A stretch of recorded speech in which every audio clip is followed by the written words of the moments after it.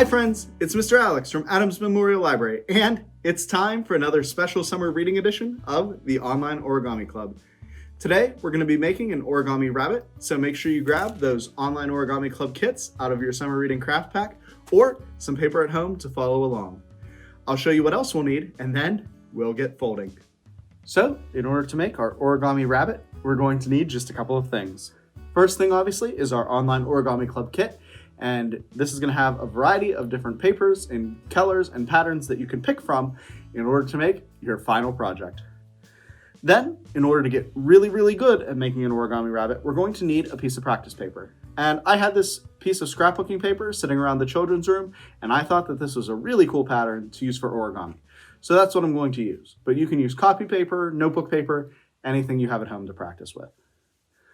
Then, if your practice piece of paper is not a square, which mine already is, then you're going to need a pair of scissors to trim down your practice paper, and no origami project would be complete without decorations. So grab those markers, crayons, and other decorating supplies to make your origami project extra special.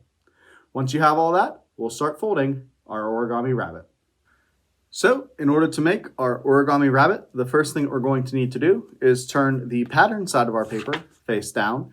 And then we're going to go ahead and fold our square of paper in half diagonally, just like this.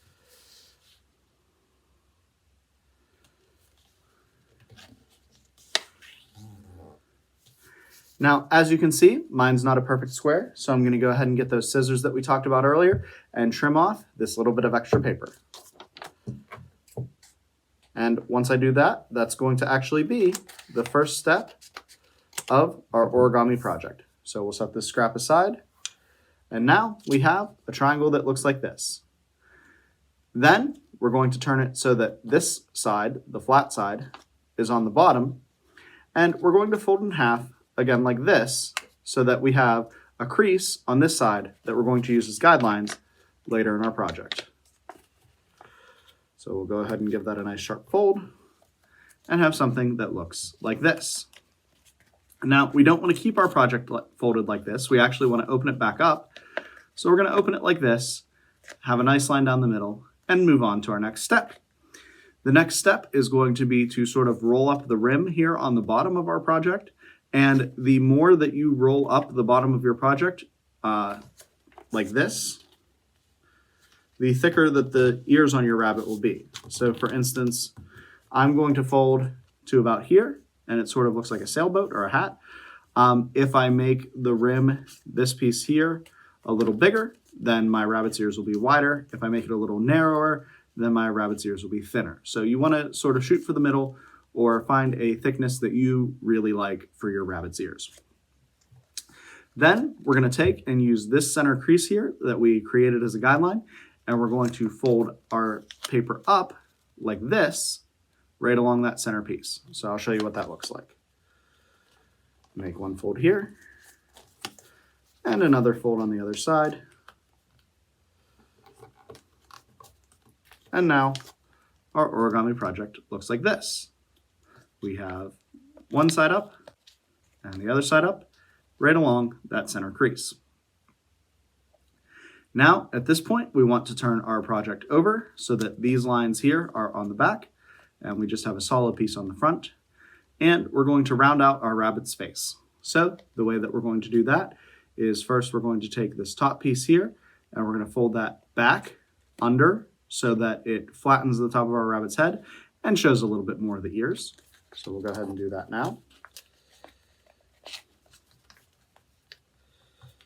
And once you've done that, you should have something that looks like this. So all we've done is we've taken this piece here and folded it down back like that. Then we're going to want to round out the bottom of our rabbit's face as well. And this is going to be really tricky because it's going to be a lot of layers of paper to fold. So you might just have to sort of squash it and try to make the crease as sharp as you can while still keeping it in a straight line. So we'll go ahead and we'll fold this bottom corner up.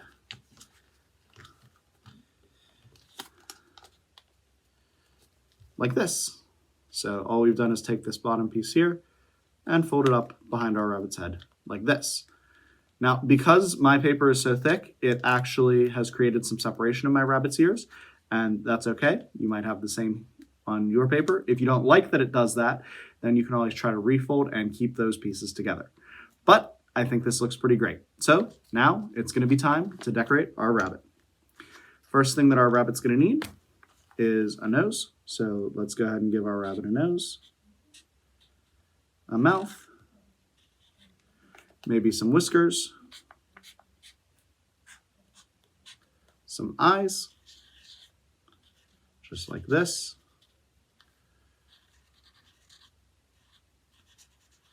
And then outline their ears a little bit. And then, just like that, we have our origami rabbit. So go ahead and practice this, and then get your sheet of Online Origami Club paper out of your kit and make your final project. I'll show you what mine looks like at the end of the video. And after a little bit of practice and a lot of decorating, I took my piece of paper out of my Online Origami Club kit and I made this origami rabbit here, which I think is pretty cool. Now, don't forget that if you're following along in our summer reading program on Beanstack, then you definitely want to enter the code PAPER so that you get credit for participating in one of our Online Origami Club programs. You can also send us a picture of your origami project through our photo release form, and that will give you credit for your summer reading Shutterbug badge. And all of those are going to give you more chances to enter and win one of our prizes. Finally, don't forget to follow us on Facebook, Twitter, Instagram, and YouTube to get updates not only about the Online Origami Club, but also the other great things that we're doing here at the library this summer. And as always, happy crafting!